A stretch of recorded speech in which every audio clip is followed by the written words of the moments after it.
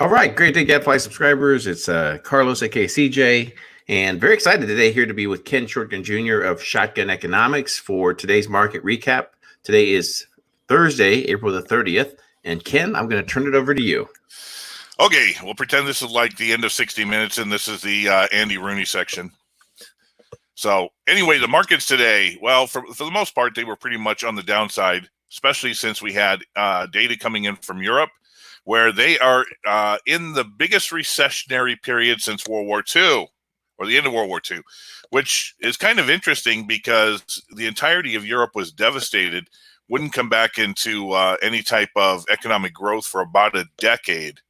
So that's a scary thing to think about from the onset. But with that being said, we did have a little bit of a return because we were more than 400 points down at the apex today, with the Dow closing out 288 points to the downside, closing out at 24,345. S&P 500 lost just short of a 1%, and the Nasdaq, which has been riding high because everybody's buying into tech, was down just 0.28%. Not much of a big deal. But that wasn't one of the big sides today. U.S. Treasuries, we had the 2-year fall below 0.188, which was the lowest yield level in about a decade. The 10-year was looking to fall below 50 basis points, which would have been nearly an all-time high, or all-time low, I should say, for yield. But with that being said, they did recover as the stock markets recovered a little bit and people moved into safety. Meanwhile, the dollar had an interesting climb because over the last 2 days, we've gone from the 100 handle to the 99, and then we did fall into the 98 handle, as you can see, about 4 hours ago. And we're just barely into the 99 handle on the index. What that means for the dollar, well, frankly, since most other currencies are really in the crapper, the dollar should not be as strong as it is. And I think one of the reasons why we're going to start seeing movements down on the index is because there is more and more scuttlebutt, which we have a couple stories to talk about, that de-dollarization is getting ready to fall back into fashion. Meanwhile, taking a look at gold, you want to see something that they went out of their way to destroy, and that was it. Boom. Gold today was down $30 to $16.84. Now, this is the spot price. We're going to go ahead and show how relative this is to what the physical markets hold on, to what the physical markets are. But with that being said, we did have silver fall below the $15 handle. Now, this is just one online site, SD Bullion. This is what the difference, the premiums are for the spread between the spot price and the physical price. Remember this 1684. This is the cost of buying one gold eagle. How about $18.56 or $1,856? So we're talking a difference of $170, $180 premium for a gold ounce. I didn't take the time to see what the percentage-wise is, but that seems more along the lines of 10%, a 10% increase in premium. Now let's take a look at silver. Get out of there. How about $26.26 for 1 silver ounce of U.S. Eagles?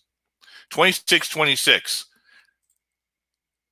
That is more than $11 premium on 1 ounce of silver. It has gotten to the point now that the premium almost doubles the price, the spot price of silver. If there's not a disconnect out there, then I don't know what is. And the question then is going to be, how long are the miners, how long are the foreign investors, how long are the other mints going to facilitate the paper market absolutely destroying the price especially those that have hedged or own positions in those paper markets to protect themselves from what the production is going to be. Meanwhile, gold demand is continuing to skyrocket, up 80% as the pandemic fuels investor dash for safety. Global investment demand for gold soared to a 4-year high of 539.6 metric tons in the first quarter of this year as investors sought safe haven assets. And yet, think about it, the actual spot price has fallen something like 3% in the first quarter. World Gold Council said a report that the pandemic was the single biggest factor influencing gold demand, which I'm going to say bullshit. It's a combination of the fact that we were on the cusp of the global financial system crashing beneath our feet, because the demand for gold, both at the central bank level and at the individual level, has been extremely high, probably over, if you really want to think about it, going back to 2018, when the Fed had to stop lessening its balance sheet and start lowering rates again. So this is only going to increase as the supply continues to falter. And this is something that was mentioned and confirmed over at the Shanghai Gold Exchange. Now, as I mentioned at the start of the show, de-dollarization is coming back fast and furious. This is something that came out of the SGE yesterday.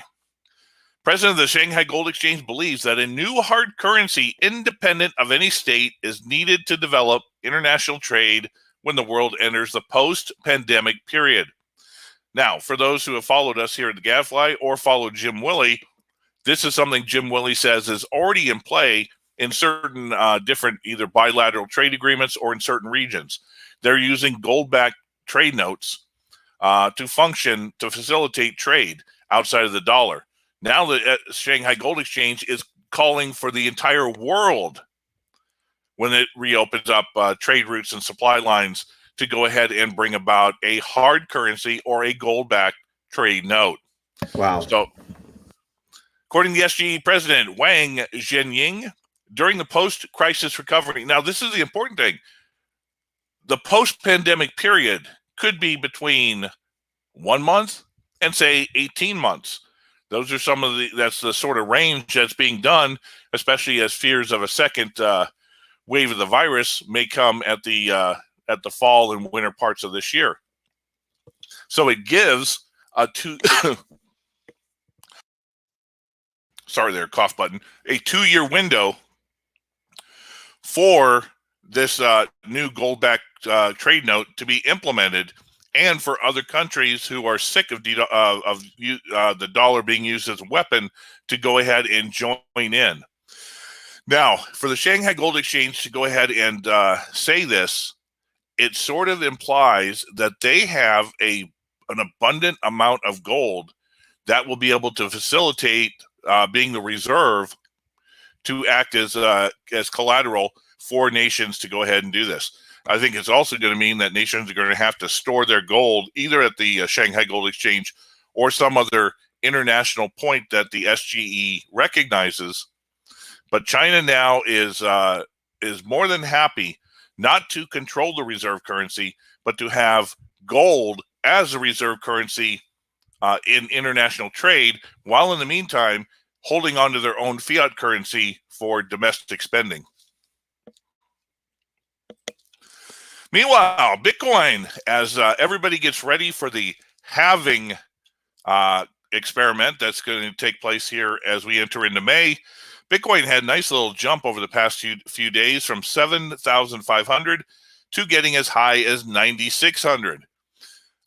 Meanwhile, there was a little bit of a sell-off over the past 12 hours, closing out at 87.96. Take a look at the volume, though. $1.57 billion worth of Bitcoin was traded. That's about 3 times the daily average.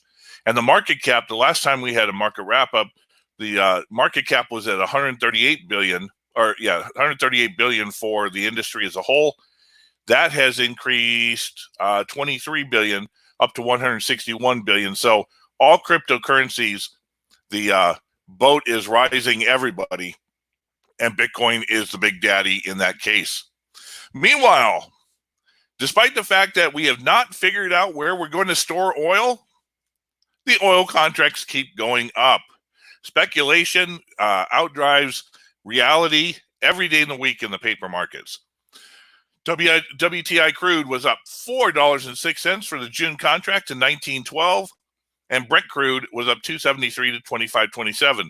Now, one of the more interesting things that has come out of this is that the war against U.S. shale that was started between Putin and MBS suddenly hit a snag about a week ago. As we know, OPEC Plus had to get together and promised to cut production by about 9.7 million barrels. Now, why did they do that? Well, it's come to reality in a news article out earlier today that President Trump had actually put the hammer down on Mohammed bin Salman and told him that if you don't cut production, we are going to stop protecting you. So the petrodollar agreement, which meant that Saudi Arabia had to sell oil in dollars, or most of OPEC had to sell oil in dollars, that is already broken on the sales side. But as part of the original agreement that Kissinger made with the Saudi royal family, they promised that the U.S. would protect them militarily in the entire region from any enemies. So to pull that out, coupled with the fact that oil is being sold in many other currencies other than the dollar, would have completely eliminated and shattered the petrodollar agreement forever. There are still hooks that are in there, and one of them is the military protection of Saudi Arabia. And Trump apparently held that over MBS's head, and Mohammed bin Salman capitulated. Well, I tell you what, that's very interesting, Ken. Very interesting. Yeah, and this is a little bit more on that. The inside story of how Trump got MBS to bend the knee and cut oil supply or lose U.S. protection. So you can find that over on Zero Hedge. Look at MBS when he's not wearing his whole getup. He's a bald-looking dude, isn't he? He is. I don't think I've ever seen pictures of him like that. I've seen one on the day allegedly he was in Vegas during when the Vegas massacre took place. Oh, and they were rushing him out, and he had a ball cap, and the ball cap fell off, and you could see that he was, pretty much receding in the hairline. Mm-hmm. Mm-hmm. Meanwhile, some of the economic data for the day, as new claims for unemployment come out, over 30 million Americans have filed for unemployment. Now, this is going to be significant, absolutely significant, because as we entered in, I know here in Arizona, Governor Doug Ducey decided to extend the shelter in place until May 15th. And he is getting crucified. He's getting crucified so much that Ducey, the term Ducey, was #1 on Twitter trends for about 6 hours last night. Now, who cares about the Arizona governor? Well, needless to say, he is getting ripped. And one of the things that happens is when you do something that is against the public will, everybody then goes on the internet and tries to find dirt on you. Well, it's very quick to find dirt on Governor Ducey because he happens to sit on the board of the company that is doing the testing for COVID-19 in Arizona. Bingo.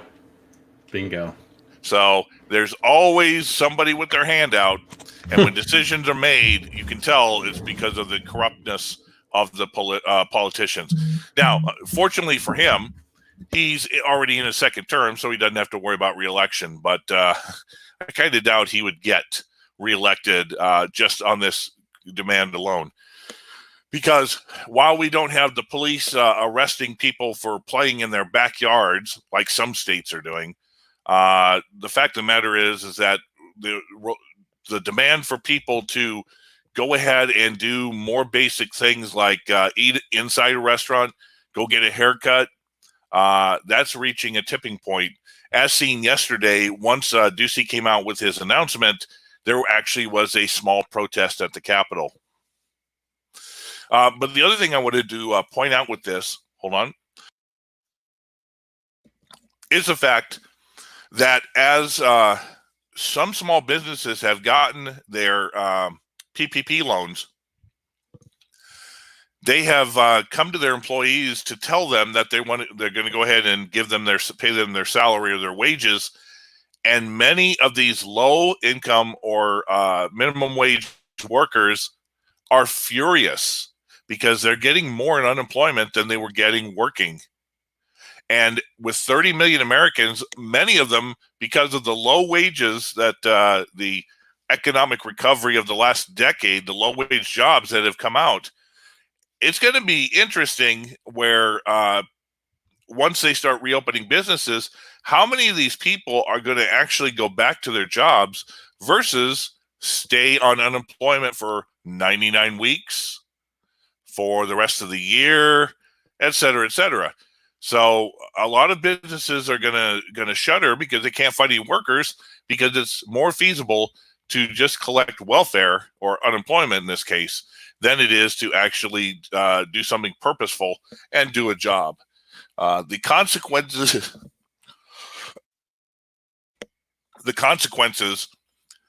of making policy based on political ideology versus, you know what, nature is nature.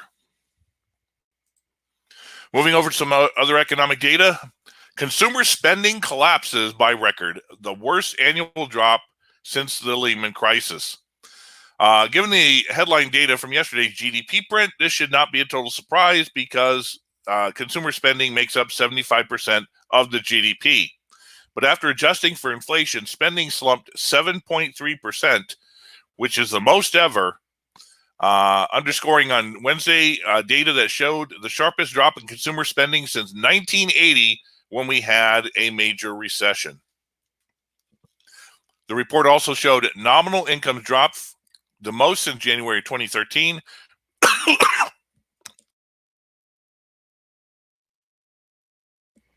Let me get a drink. Yeah, go right ahead. Yeah, I mean, Ken, the data is just amazing when you take a look at, how much dollars are being created right now to not only to support individuals through this and to prop up about any and every in whatever business segment it is, whether it's the airlines, the businesses. It's really taking its toll on the economy and then also in the job market. Yeah, one of the things that's fascinating here and of importance is the short-term data that's coming out about consumer spending, GDP, et cetera. That should be thrown out the window because obviously it's forced and mandated and imposed. The question is going to be not the second quarter data. It's not going to even be the third quarter data. It's once everything is reopened, when you have a full quarter of the economy working and functioning, that you can really get a baseline of what's going on. So, because politicians will do it this way, and Trump's going to do it this way, if he can get most of the economy back operational before the November elections, then what he can say is, instead of saying that the GDP fell 40%, he can say that GDP growth for the third quarter was 12.5%. Spin it in that capacity. So that's why anybody with a little bit of intelligence should realize that the numbers that are coming out are because of the force mandated shelter in place and closing of businesses. They don't reflect what the true state of the economy is. What's going to happen is, like I said, once we get everything open, then we can take a look. And my guess is that we are going to remain in recession for quite a while, despite how much the Fed and the Treasury pump out money to keep things going, because the banks have already said they're not lending. They're not lending for mortgages. They're not lending for businesses outside of the cash that's getting backstopped by the government. And consumers are not going to spend as much as they were doing leading up to the shelter in place, because I think people are going to realize that I've spent all my savings so far sitting in here. Until the supply routes and everything gets back going, prices are going to slowly start to rise, whether it's in groceries or meat. and people are going to realize they're just going to spend on necessities and not that much on discretion. It's going to be really fascinating to see what the Christmas holiday shopping season is going to be. Oh yeah, absolutely, and it's tough to predict at this point. Go ahead, Ken. Well, as I mentioned, one of the reasons that our equity markets were down was because data came out in the Eurozone, especially for Germany. German unemployment soared in April, while the Eurozone economy contracts the quickest on record as the coronavirus lockdowns inflict severe damage across the continent. What makes it even worse is that Germany was already in recession. The ECB wouldn't announce it, but of course they were in recession. So was France, and so was, of course, the Southern European countries have been in recession going back to 2007. But Germany being the fourth largest economy and Europe's largest, experiencing such a sharp increase in the number of people out of work, the Federal Labor Office reported on Thursday that 2.639 million now are unemployed. And the question is, the ECB under Lagarde has not done anything to help small businesses or to help individuals across the Eurozone. All they've done is create facilities to keep the banks operational. And that's where I think we could start to see in a few months where major riots and protests in Europe start to take place. And it's going to just accelerate the downfall of the European Union as a whole. Yeah, I mean, we're starting to see a lot of those protests everywhere right now, Ken. Meanwhile, after Jay Powell came out yesterday with the mid-month FOMC meeting, we had a new facility because the Fed, Jay Powell said yesterday, they still can print more money. They're not in danger of running out of money. Well, of course not. When you can just click a button and here's a few trillion. They're going to expand their scope to bailing out municipalities.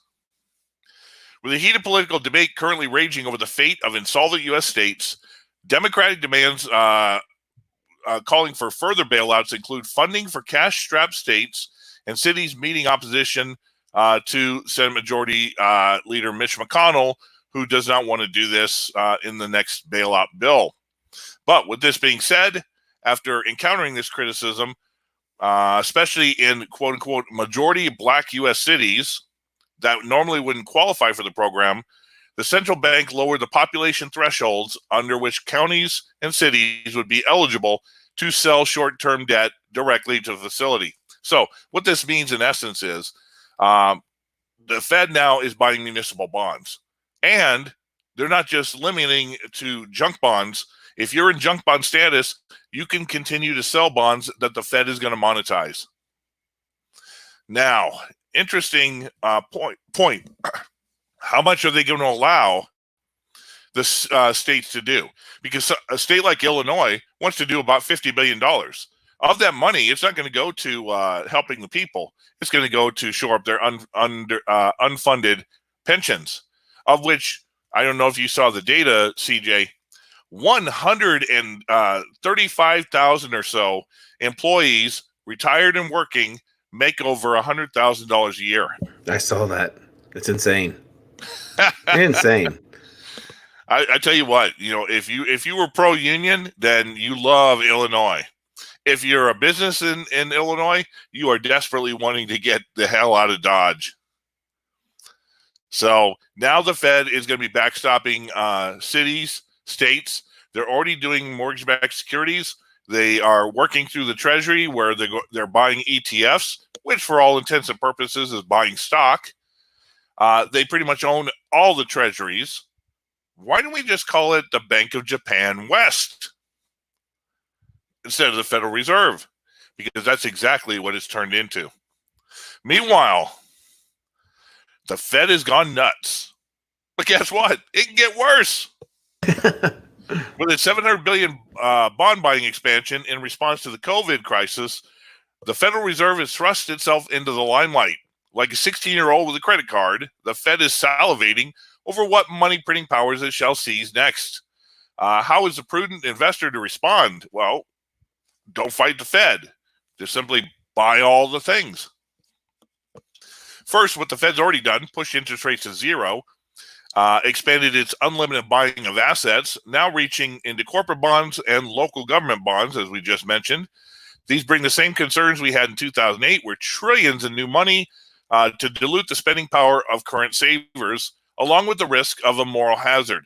Now, the whole key thing about this is, when do we reach the point when the tens of trillions, the hundreds of trillions of printed money to backstop everything and to keep everything solvent and going reaches that point where money velocity finally picks up?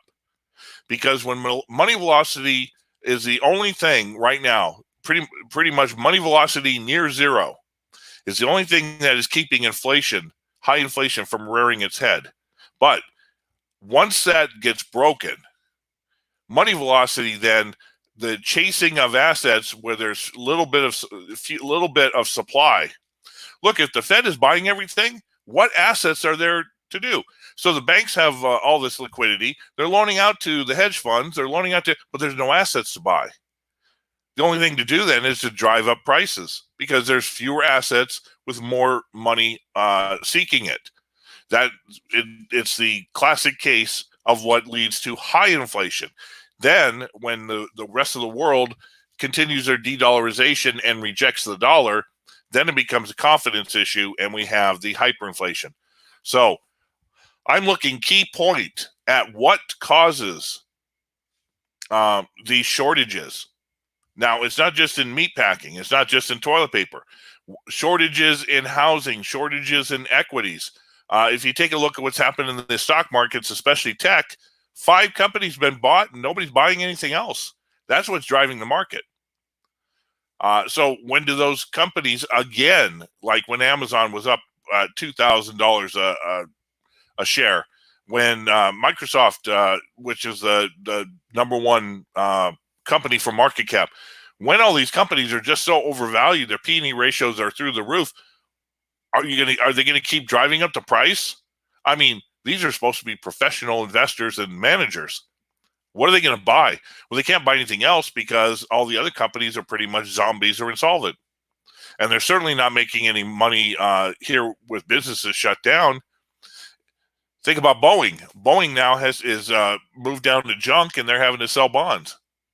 Boeing couldn't even have enough money in reserve to last now 40 days. Most of these businesses had market caps through the roof, but they had no liquidity. That is one of the biggest problems I have with people calling what we have in America capitalism. It's not. It's creditism. The entire thing is a credit-based system, and it's also based on a revolving credit-based system. Nobody has any capital. They are illiquid without the banks continuously funding them with new credit. So once that spigot breaks and there's this flood of liquidity, but no assets to buy, that's all of a sudden when we will see high inflation rip through the system, and it will be impossible to stop, because the last time we had something like this in the 1970s under stagflation, Paul Volcker was required to take interest rates to 21%. We couldn't even get back to 5% before we had to go to zero. Yep, correct. Moving forward. Inflation or deflation? That's the question. Collapse in demand trumps supply shocks. This is a little bit more carryover of what I just talked about. The inflationists are coming out of the woodwork, but they are wrong. The economists Milton Friedman and Anna Jacobson Schwartz demonstrated in A Monetary History of the United States that collapse in the quantity of money was the main cause of the Great Depression. The reason I talk about this first is because guess who relied upon this book to do QE, QE1, QE2, and QE3? Yes, our favorite friend Ben Bernanke, who was the most knowledgeable about the Great Depression in history. No. Hoping to avoid a repeat, the Federal Reserve in recent weeks has poured money into the economy at the fastest rate in the past 200 years. Well, that means that they've pretty much done it since the Revolutionary War. Unfortunately, this overaction could turn out poorly, as history suggests the U.S. will soon see an inflation boom. Policymakers have repeatedly called the battle against the novel coronavirus a war. As in wartime, federal expenditures are rising sharply while tax revenues are being hit in the lockdown. Both World War I and World War II, and indeed the Vietnam War, were followed by nasty bouts of inflation. If this happens again, policymakers today, being cheerful in their swift, decisive action, will instead have to answer for the grave lack of foresight. But the inflation view is wrong. Inflation view espoused above is widely held. Some even call it hyperinflation. But as mentioned, hyperinflation is a confidence issue, not a quantity of money issue. However, the collapse in demand dwarfs the supply shocks and money printing. That's why I made the mention that consumers are not going to rush back into buying things when the economy finally gets solidified and businesses open. The Fed will soon need to stem deflation. And isn't it funny? The Fed had been trying to stem deflation for a decade. Whenever they talk about their 2% inflation benchmark, they never reach it. Well, they never reach it because they're limiting the assets that they want to go up. They could care less about food. They care less about healthcare or education or any of these other things that you and I no longer can afford to do, including rents. But instead, the whole purpose behind this is that the Fed and the Treasury want things like equities, home prices, bonds, etc. They want those prices to go up, which means that in the end, they don't care about the general economy, and that's where that little thing called money velocity comes in, because once that kicks in, they can't control it, and that's going to be the the boost that where loss of confidence takes place, and hyperinflation and the end of the dollar really accelerates. Well, Jim Rickards had a nice little thing calling about the war on cash. And we talked about this over earlier with the Shanghai Gold Exchange calling for the war on cash. But they're not the only ones, of which we'll point out here in a second. Crisis meets opportunity.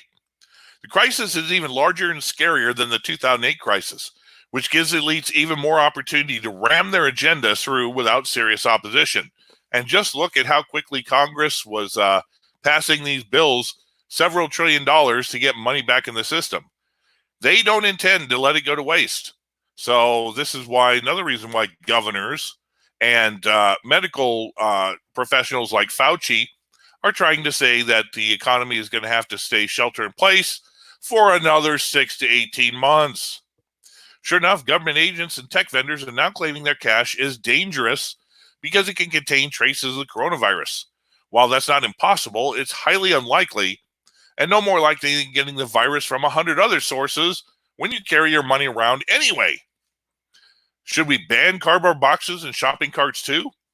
If you're really concerned about getting coronavirus from cash, it's simple to wear sanitary gloves. But the point behind this is that they're using spurious reasons to try to push for that and banning cash and all digital system. And this is why Nancy Pelosi, shortly after the talk about funding stimulus checks, called out for a digital dollar as a way to deliver payments directly to U.S. citizens. The next day, the same language surfaced in the Senate bill as Ohio Democrat Sherrod Brown introduced that into the bill. The concept would have required the Federal Reserve's member banks to open and maintain digital dollar wallets for all its customers. Now, why is that important? Because, as Jim Rickards said, crisis creates opportunity. Most people wouldn't normally go for de-dollarization. But if they want their stimulus checks because they don't have a job and they're desperate for money, that's when people will accept these things. And once money then is deposited in these wallets in the bank, you are forever tied to the bank. Your money, your paycheck, your income is forever tied to these digital wallets. And the government then has absolute, complete control over you unless you work in a black market system where you get your money under the table. Anyway, I think that's pretty much all I wanted to talk about today. Ken, that was a great market recap. There's so many moving parts that are happening right now, and unfortunately, I was watching a press conference today. They already have the next spending bill, massive spending bill, already queued up, ready to go. Lots of things on discussion, and again, as they continue to devalue our dollar and print endlessly, it's just crazy times, Ken. Yeah, just remember this. They had the Patriot Act written years before 9/11. They have many of these different things that they're going to try to introduce under the guise of helping us during the coronavirus crisis. They've got all these things already prepped. There's a reason why the CIA, why the DOD, the Pentagon, or whatever have done war games for decades. And they have thousands of scenarios. Matter of fact, Jim Rickards used to work with both the Pentagon and the CIA to do these type of war games if there was a financial collapse. They have means to go ahead and implement the ones they want to do. And so you're going to start hearing out of the ballpark types of ways that they want to recreate the system, especially if they know that the dollar is going away and people who aren't awake to the fact that they should be buying physical gold and silver to protect against what's happening are going to be stuck when the banks have a holiday. You're transitioned into a completely digital type of currency, and then you're screwed. Yep. Interesting times indeed. All right, Ken, thank you again for a great market recap, and for our subscribers that tune into our daily podcast or weekly podcast. We do numerous different content. Please comment directly on this video, or jump over to the forums and comment there as well. And we'll be getting with Jim and Paul get together for a roundtable here fairly soon. I know that Jim released his Hat Trick newsletter the other day, so we should be able to get back to one of our roundtable discussions. So Ken, thank you so much, and enjoy your afternoon. Thanks, CJ, and thanks everybody for hanging in with us.